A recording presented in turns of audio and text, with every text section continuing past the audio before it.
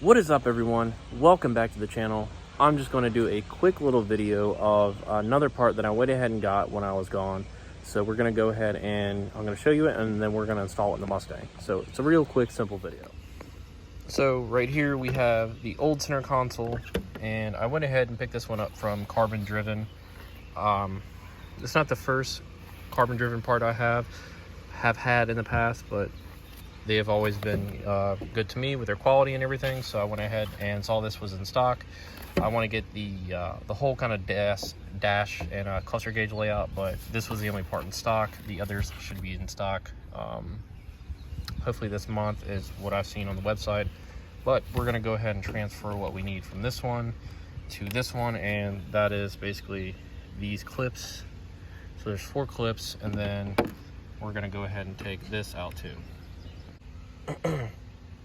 Alright guys, so went ahead and popped these clips off.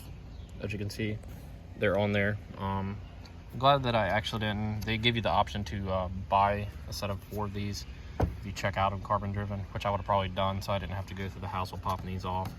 They were on there pretty tight, just pop them off with a screwdriver, but I didn't know that till I basically checked out. So basically just kind of put them on easily, and you got everything you need to line it up and go ahead and install it. I do have this. I did put it on there. It doesn't securely fit. There is a gap right here on the front, so I'm not sure if I will put that in there as well. Basically, I have this, just a little unique. I got this little bezel thing from UPR, just because it's, you know, a Coyote swap with a 5.0. I'm gonna go ahead and install this and see what it looks like. All right. There you go, guys. Simple install.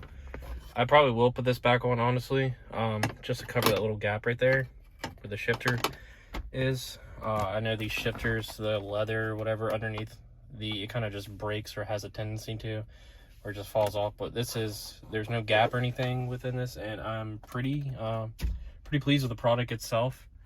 I'm gonna do the carbon fiber double dash down here. And I might keep this, or I might not. I feel like it's too much silver in play now. Whenever they do stock the carbon fiber cluster gauge, I probably will go ahead and get that. They do also offer the door. So right here and right here, they also offer that. I might get those just to make the kind of like the flow of the carbon fiber go, but I don't want too much carbon fiber in the car. I don't know. We'll see how it goes. The silver still does look good, but the carbon fiber might flow together. I only have one of the carbon fiber things on the outside of the car where the side scoops are, and that is by Carbon Driven as well. So I want to keep it clean, simple. Like I said, this will just snap back into there and do all that, but I'm not going to do that right now. I kind of just wanted to make this video quick and easy and show you how pleased I am with this. So definitely hit up Carbon Driven for any carbon fiber parts like this. And like I said, I will install this because the guys that have SN95s, I don't know if it's like that with the Fox bodies, but you know how this, you know, tends to just go like that. So I'll probably replace this, but again, we'll just put this on there. So overall, the look is pretty good and solid, and I like it. But that's going to do for this video, guys.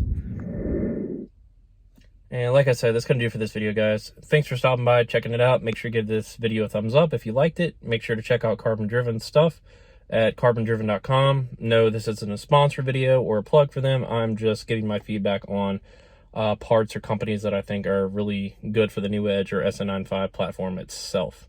So they have a lot of good stuff over there. So go ahead and check it out.